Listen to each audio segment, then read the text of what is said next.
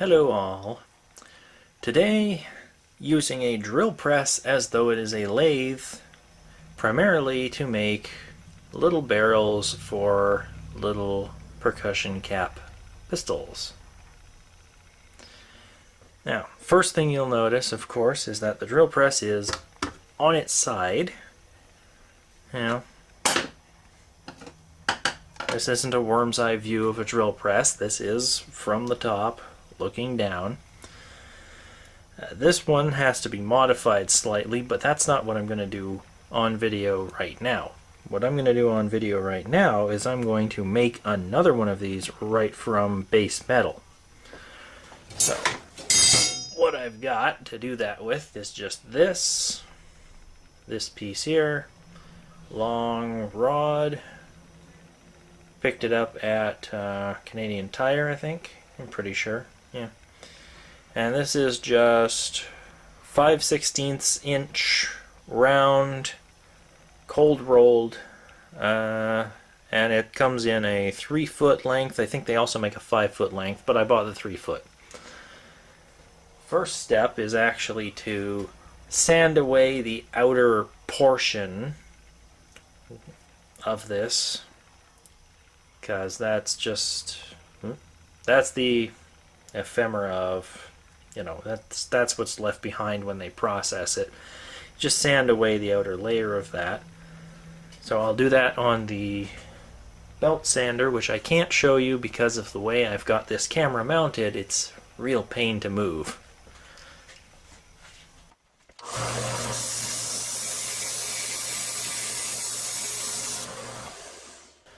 Outer layer sanded off for an appropriate length. I'm not going to use the entirety of what I sanded off, but enough of it. Then you have to measure it out and cut it. To figure out how much you need to cut, you need the barrel assembly that you're going to be putting it into. Here's one of mine, freshly printed yesterday. And you take a caliper, you zero it first, and you run the rear probe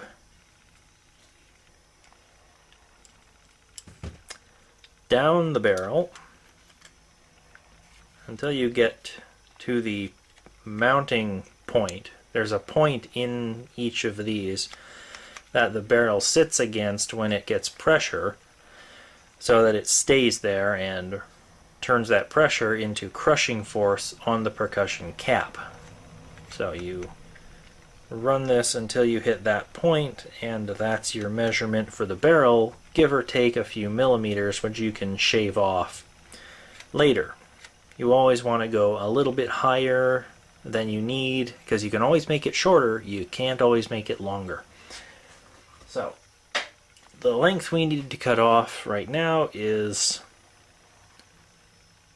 47.05, so I'm going to put that up to 49, so I've got something to fall back on. And you turn that nut at the top to tighten it, so I'm not going to lose my measurement. You measure with the sharp ones here.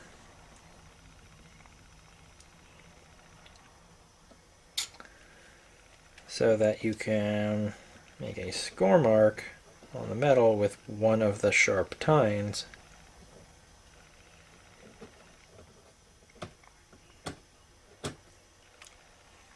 Just to note where you need to cut.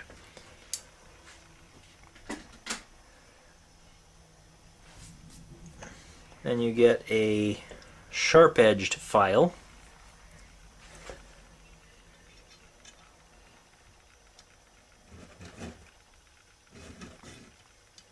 And you put more of a score on it.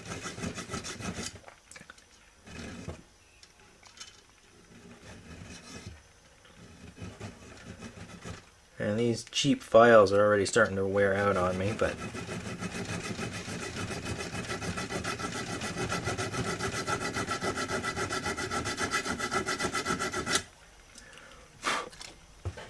go. Good enough for now. Now, usually I would stick this in a vise and cut it with a hacksaw. Unfortunately, the vise is currently up there holding a table leg which is mounted to the camera. So I have to come up with another way of cutting this.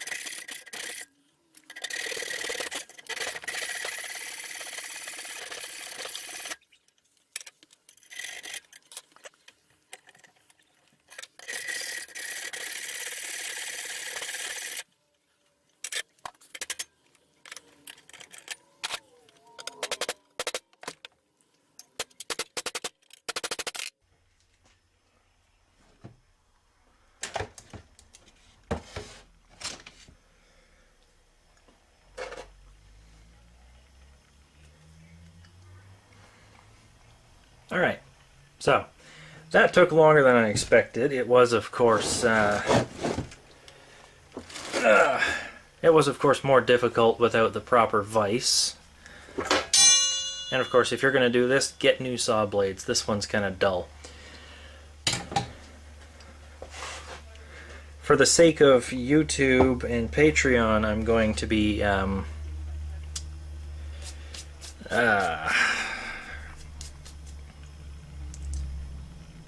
time-lapsing, speeding up video for most of this, including that last part, which you already know, and the part coming up, because it's also rather time-consuming.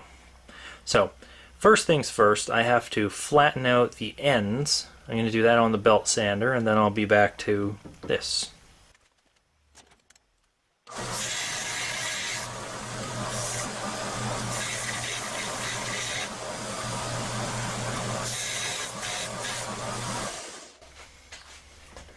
Alright, the ends are nice and flat, nice and smooth.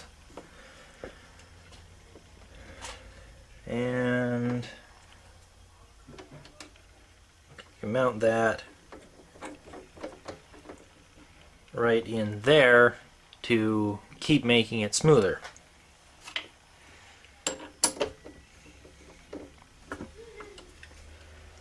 I'm going to zoom in on this so you can see in better detail exactly what I'm actually doing.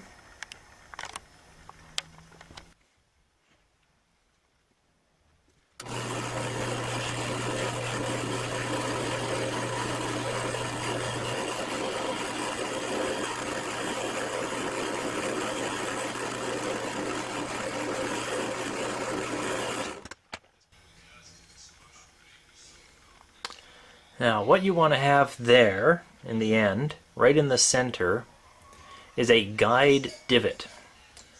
In a proper lathe, you would have, over on this side, at the far end of the lathe, an opposite mandrel, and it would have an attachment for a centerline divot punch right on it, so you could do it on a rail and have it exact. Doing it this way, unfortunately, you have to do it by hand. It's much more difficult to get it exact, but I find that using the front corner of one of these little needle files works well enough. It's not great, but it works well enough. And it's very important to do this because you have to drill. And if you want this to be anywhere near a working barrel, it has to be a straight line all the way through. So, to determine exactly how far you want to go, first you again have to measure, but you have to make an estimation based on where you want this thing to terminate, where you want the front of it to go, and how much of the actual nipple tube you want to have. And you could make one that is almost no barrel and all nipple tube. It's not very practical. But you can't have one that is all barrel tube and no nipple tube, because that just won't work. It'll break the first time you try to use it. So you go in there and you end up with that much total barrel length, approximately. So you get something to mark it.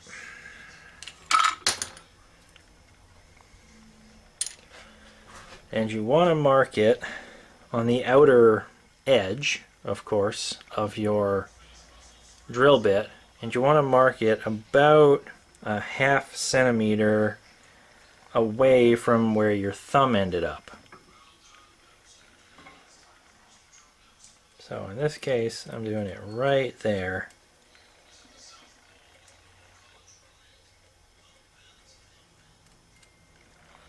That's where I want to stop drilling, and then I'll turn around and drill in the percussion cap nipple tube. Now, I've got this mounted in a pair of vice grips, and I wrapped the end in duct tape, and I have a little bit of the end of the drill bit sticking out on the other side, so that the end of this actually presses against this this guard here. That would usually be the base of the drill plate if you were putting the drill bit in this and moving it down. But in this case, you're going to be using it as a backstop platform for the drill bits. So you want to have some of the drill bit facing outside the vice grips so that they can have a solid surface to impact on that back plate.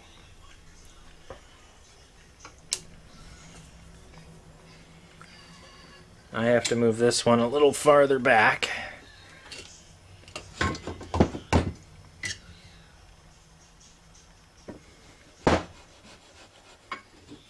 Just a little bit farther, not too much, and I have to lift it up just a little bit so I don't end up having the end of the drill bit sitting in the center hole.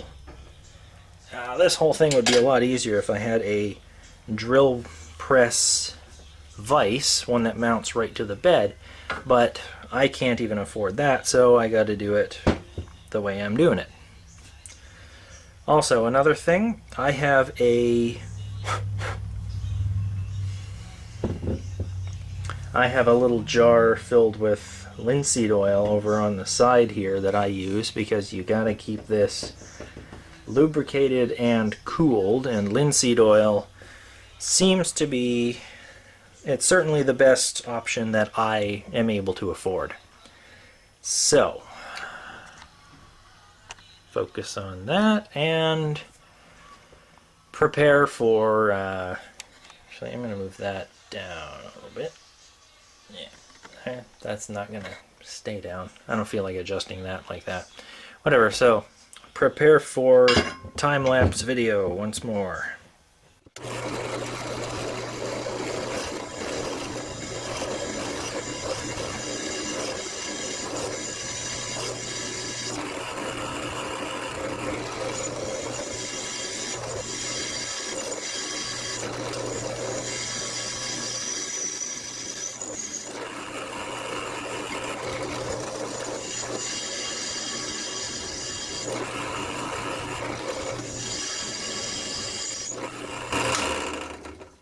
And you notice the end of the material I'm turning the barrel into is actually starting to change color. It's getting way warmer than it usually does. I'm not sure why.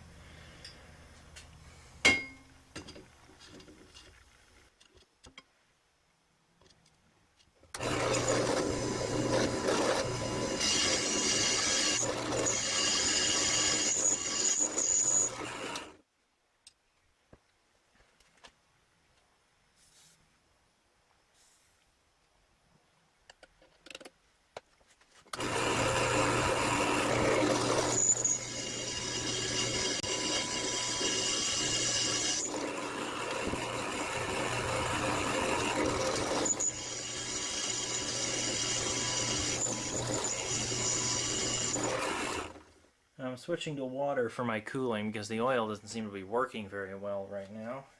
It's very unusual.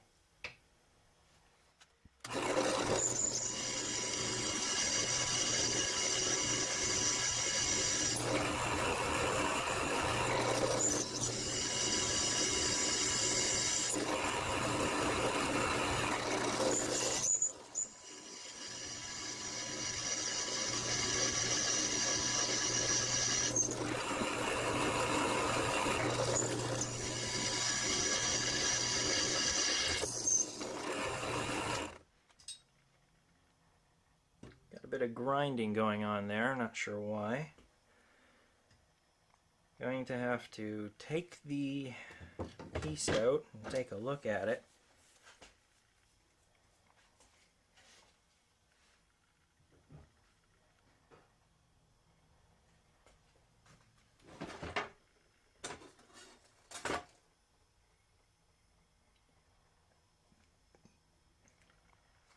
Where are all my pliers?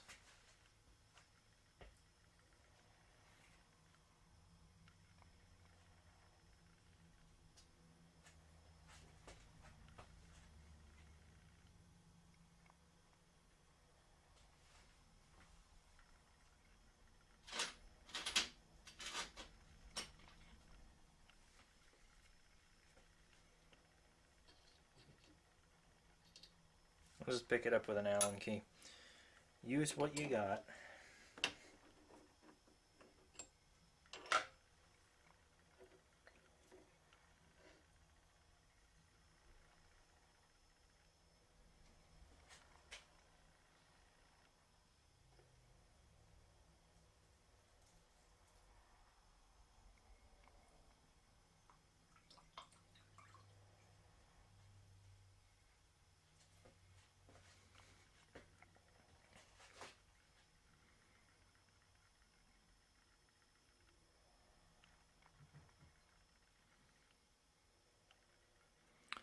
Well, it's not perfectly straight, but it's close enough.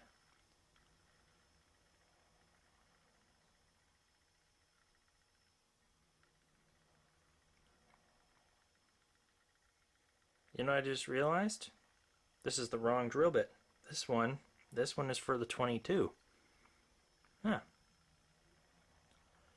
Well, that's interesting. Looks like I'm making a 22 barrel here. Well, let's see if this can actually work. Since it's already done the 22, it's not going to work very well with the percussion cap anyways. I may as well finish it through.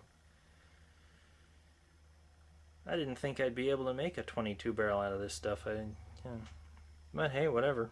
If it works, why not? I'm going to give it a try.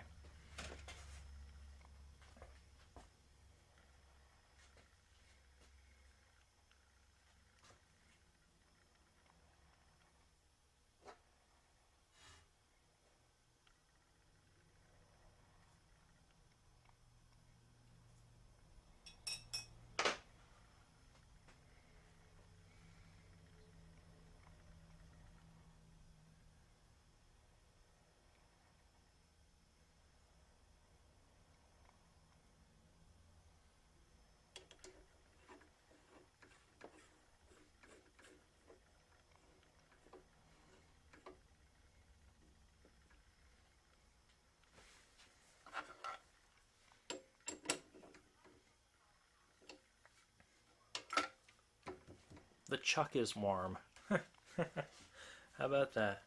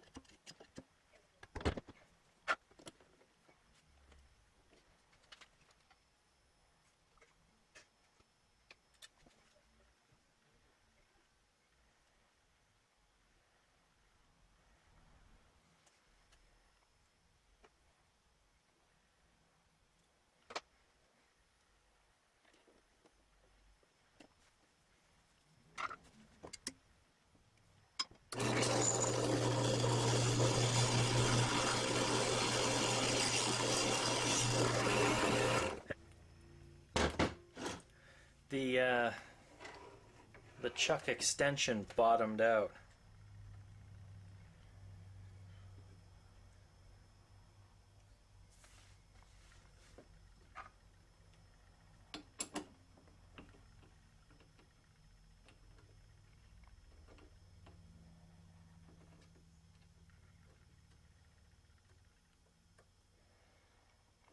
Basically, I'm going to be running this thing right down to the end of it.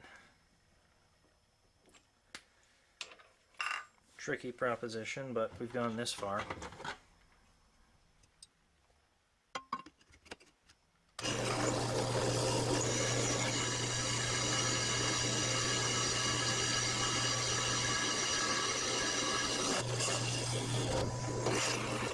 Alright, I think we're through. Yeah. Look at that. We got the cap popped out in the back there.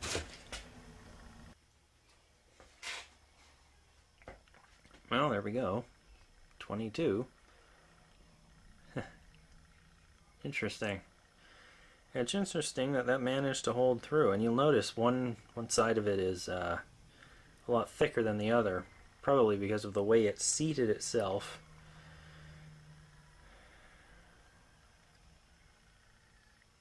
If I had been intending to do a 22, I would have seated it a little differently, because I was aware of this problem. I just forgot that I had switched the drill bits. Well, I guess I'll finish the rest of the tutorial. I'll show you how to make the nipple either in a separate video or maybe a little later on in this one. We'll see how, because this is 46 minutes of recording already. Granted, most of it will be time-lapse, but you know, we'll see. So for now, I'm just going to polish this and smooth out some of the rough edges.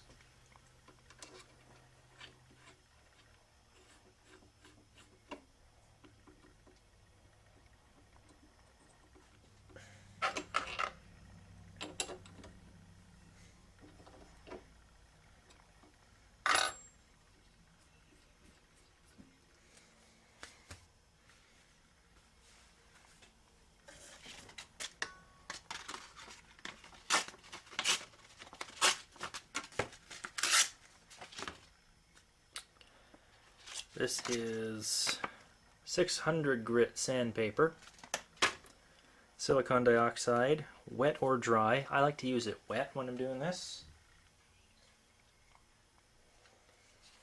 Got my little thing of water on the other side there. And I can get rid of this backstop for now.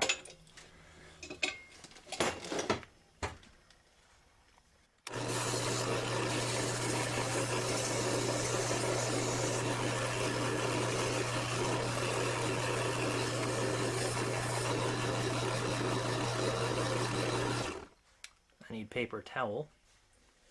A little bit of paper towel. Dry that off. It's already a lot smoother.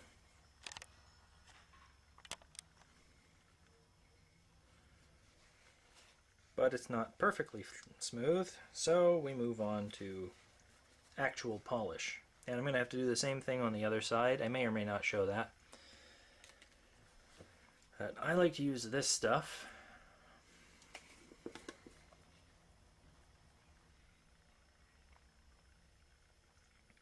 As you can see, I've used quite a lot of it. I've had this can for years. It still works.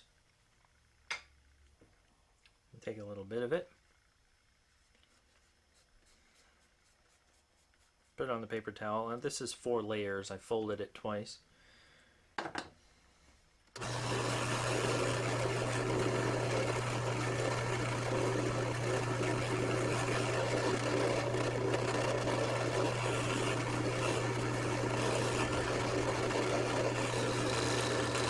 See, it turns that black.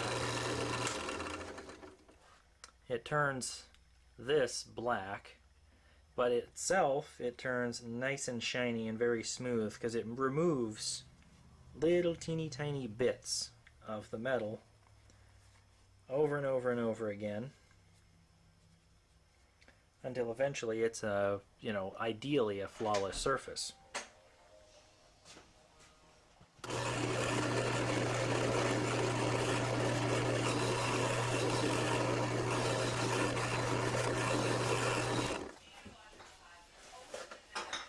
Nice and shiny, not quite flawless, but I'm not aiming for flawless at this particular point.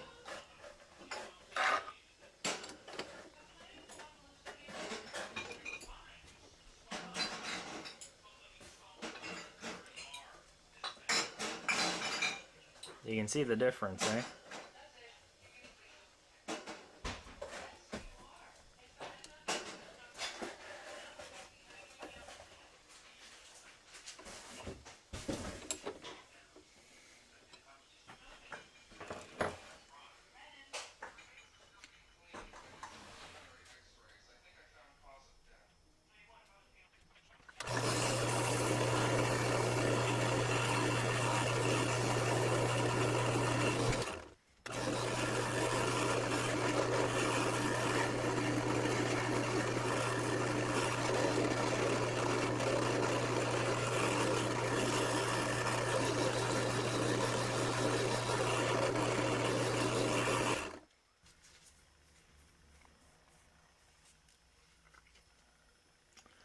It's got a little bit of the polish built up inside the tube there. That always happens. Just got to clean it out with water.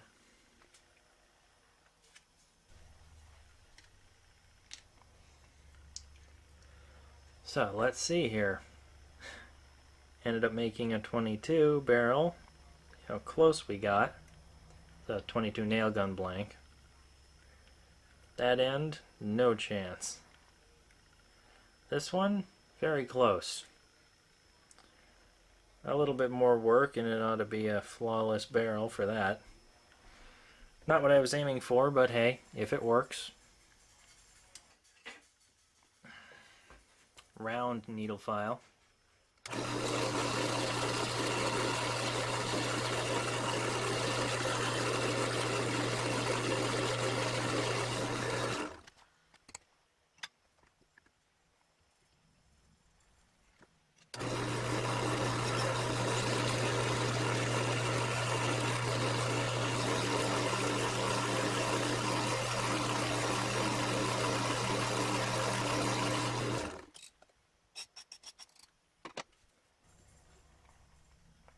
That's weird, it won't go in any farther than that. I can't figure out why.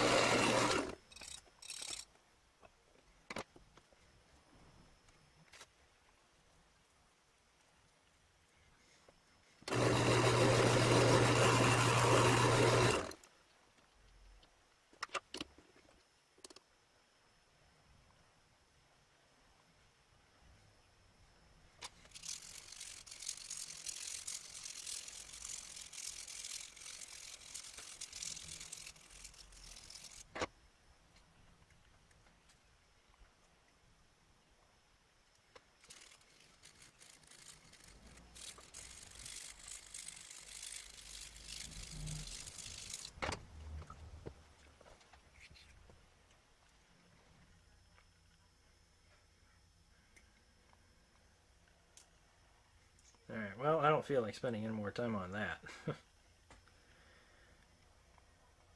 But yeah, you can keep refining it as long as you want to, if you're aiming for a 22, but anyways, I guess I'll use my existing nipple barrel combo to demonstrate how that part works. I've got to tune it down a little bit anyways. So essentially,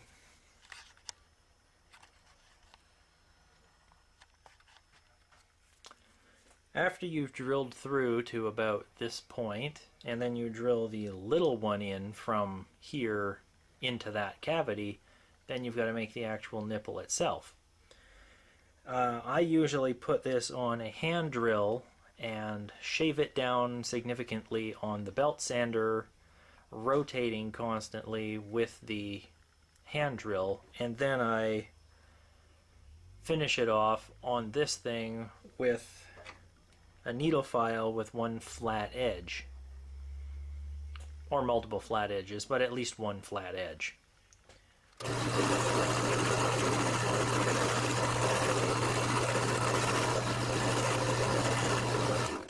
Now this can be a rather delicate procedure because you don't want to go too far, it'll destabilize it, and when you hit the thing it'll just break.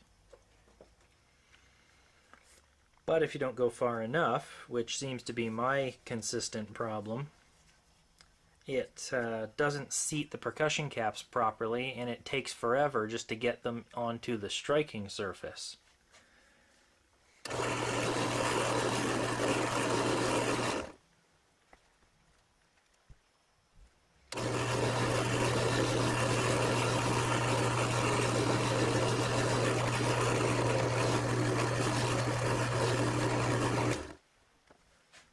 Okay, now let's see how well a percussion cap sits on this. Goes right on there to the end. Doesn't lock on, unfortunately. That's one of the things. I try to get them to lock on, but they just don't.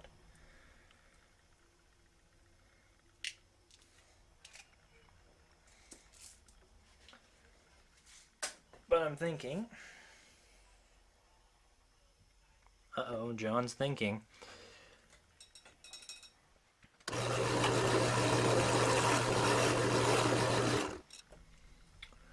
If I put a little indent there, like a little rib,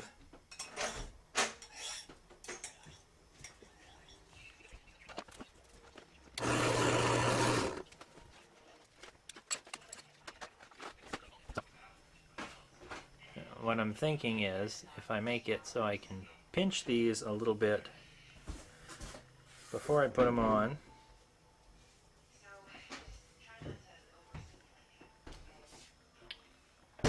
just a little bit more, pinch the sides together.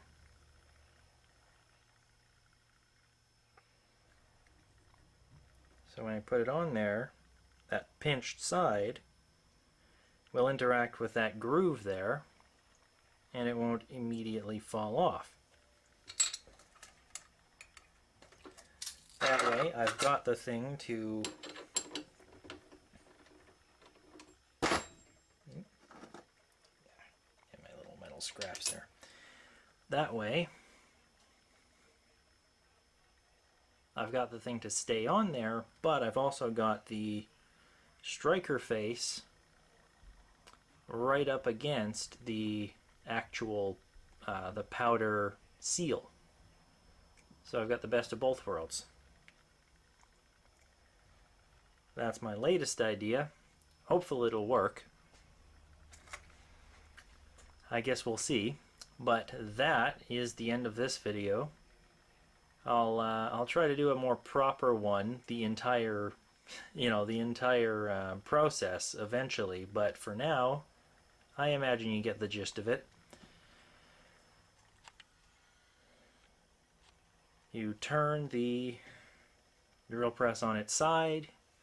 I have some support on this end because this end is skinnier than the base, so to keep it level I've got some little sanding sponges underneath that to keep the whole thing level. You'll want to put lots of light. I've got one lamp from behind me and I've got one lamp up here next to the camera, so I've got a good vision of that. Oil your bits and your files and anything else you're going to be using often, because they do heat up and that's not really good for the metal or for your tools, to be honest. Yeah. I imagine this video will look a lot better once I cut it together and put all the what do you call them? All the time lapses together in there. So until next time, adieu and have fun.